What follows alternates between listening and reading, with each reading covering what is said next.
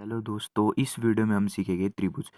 तीन प्रतिच्छेदित रेखाओं द्वारा बनी एक बंद आकृति को त्रिभुज कहते हैं।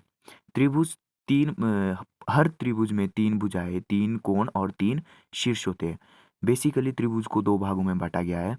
पहला है भुजाओं के आधार पर और दूसरा है कोणों के आधार पर।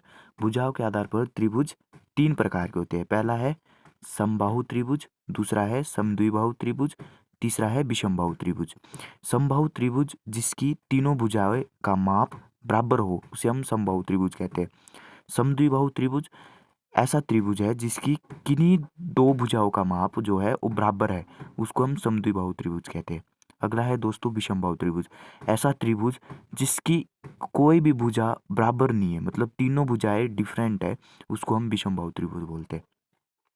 अब बात करते हैं कोणों के आधार पर त्रिभुज कितने प्रकार के होते हैं। कोणों के आधार पर त्रिभुज तीन प्रकार के होते हैं। पहला है समकोण त्रिभुज, दूसरा है न्यून कोण त्रिभुज और तीसरा है अधिकोण त्रिभुज।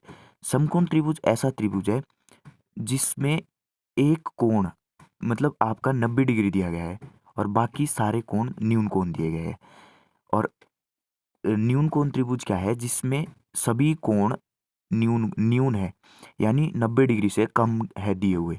और अधिक कोण त्रिभुज क्या है, जिसमें एक कोण अधिक कोण है, मतलब 120 डिग्री का है, बाकी सब न्यून कोण है। आपको पता है कि त्रिभुज के तीनों भुजाओं का जो कोणों का योग है वो कितना होता है, वो 180 डिग्री